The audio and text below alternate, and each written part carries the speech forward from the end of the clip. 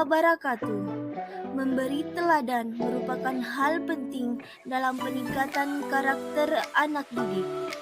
Saya Megawati, calon guru penggerak angkatan 7 dari SMA Negeri 14 Bulukumba dengan fasilitator Ibu Nur Aulia Hafid dan pengajar praktik Ibu Fatmawati.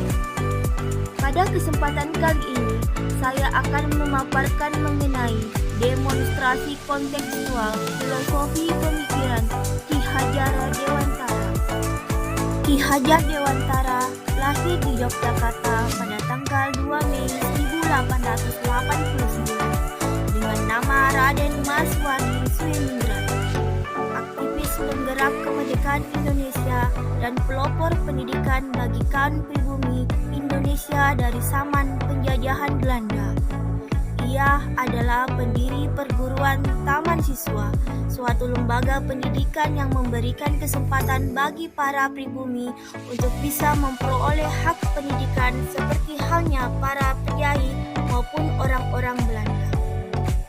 Menurut Ki Hajar Dewantara, hakikat pendidikan adalah seluruh daya upaya yang dikerahkan secara terpadu untuk tujuan memerdekakan aspek lahir dan batin manusia. Pengajaran dalam pendidikan dimaknai sebagai upaya membebaskan murid dari ketidaktahuan serta sikap iri, dengki, dan egois. 3 dasar pemikiran Ki Hajar Dewantara. Yang pertama, pengajaran dan pendidikan. Pengajaran dan pendidikan tidak dapat dipisahkan. Menurut Ki Hajar Dewantara, pengajaran adalah bagian dari pendidikan. Pengajaran merupakan proses pendidikan dalam memberi ilmu atau berfaedah untuk kecakapan hidup anak secara lahir dan batin. Sedangkan pendidikan memberikan tuntunan terhadap segala kekuatan kodrat yang dimiliki anak agar ia mampu mencapai keselamatan dan kebahagiaan yang setinggi-tingginya, baik sebagai seorang manusia maupun sebagai anggota masyarakat. Ki Hajar Dewantara memiliki keyakinan bahwa untuk menciptakan manusia Indonesia yang beradab, maka pendidikan menjadi salah satu kunci utama untuk mencapainya. Yang kedua, pendidik menuntun kodrat anak. Ki Hajar Dewantara menegaskan dalam filosofinya bahwa pendidik merupakan seorang penuntun, di mana mereka bertujuan menuntun anak sesuai kodratnya, yaitu kodrat alam dan kodrat zaman, yang merupakan dasar pendidikan yang bertujuan untuk mencapai keselamatan dan kebahagiaan hidup. Kita sebagai pendidik perlu mengetahui lingkungan anak dan sifat dasar yang dimiliki anak yang tidak boleh dilupakan sebagai seorang pendidik, karena setiap anak memiliki kecerdasannya masing-masing. Dan yang ketiga, yaitu trilogi pendidikan, sebuah semboyan yang sangat terkenal dari Ki Hajar Dewantara. Ingarso Sungtolodo, Imadya Mangkarso, dan Tutwuri Handayani. Artinya di depan menjadi teladan, di tengah membangun semangat, dan di belakang memberi dorongan.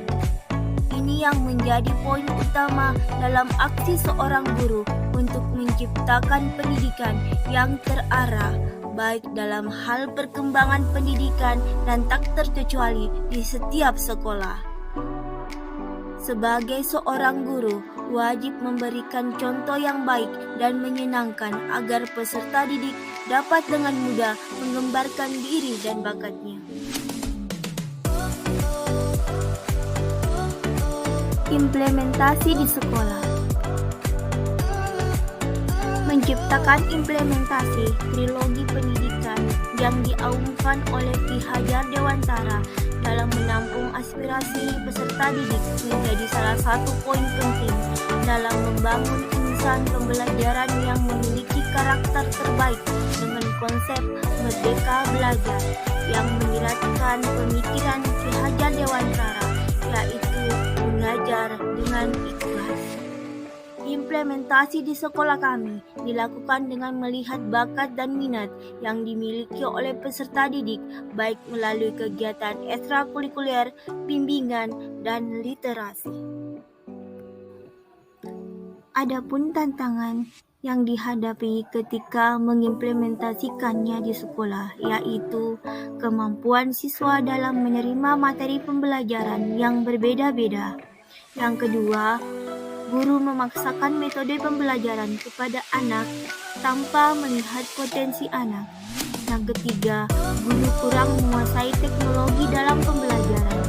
Yang keempat, lingkungan anak yang tidak mendukung dan cenderung melakukan hal negatif.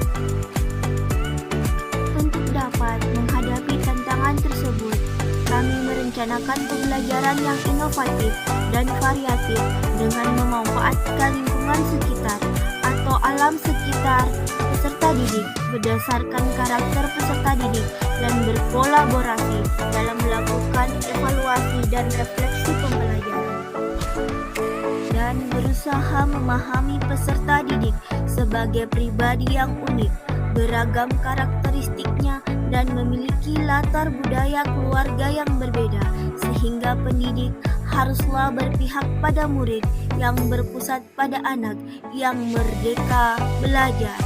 Karena memerdekakan satu orang adalah langkah awal memerdekakan satu keluarga. Memerdekakan satu keluarga adalah langkah awal memerdekakan daerah, dan memerdekakan satu daerah adalah langkah awal memerdekakan sebuah bangsa. Terima kasih. Salam semangat dan bahagia.